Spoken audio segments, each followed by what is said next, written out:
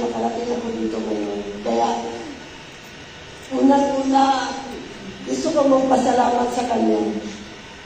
Then, of course, sa aking mga kapatid na walang sawang sumusuporta sa akin, lalong-lalo na,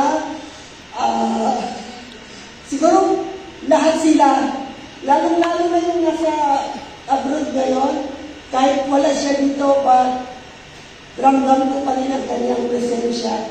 Though hindi ko siya nakasama ngayon, masaya pa rin ako para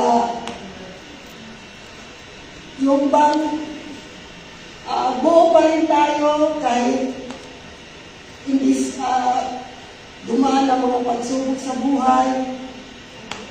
Salamat po, Panginoon. Sa aking mga anak na buo ang suporta sa akin. Salamat po ng marami. Si Lynn, Adrian, and Brian. You mean everything to me. Kayo po ang aking lakas. Kayo po ang aking inspirasyon. yung hope ko na why I am here. Sa aking mga apo, nasaan na yung isa? Okay.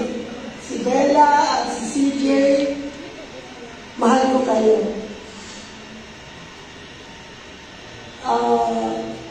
Sa mga kasamahan ko na nandito, alam ko, lahat kayo nag-atubili na magpunta. Dahil ulan, kaya kanina malungkot ako, sabi ko, wala siguro may bisita. So, kung family gathering lang pala, pero kasi gusto ko talaga makasama kayo, kaya salamat po ng marami sa pagdating ninyo. It's an honor. Kaya may 1 year pa po ako mag-work with you. Hope for your continuous patronage ba? Support. Okay, so sa aking mga pamangkin, sa aking mga kapatid na sumayaw, na hindi ko akalain na sasayaw pala sila. Meron pala silang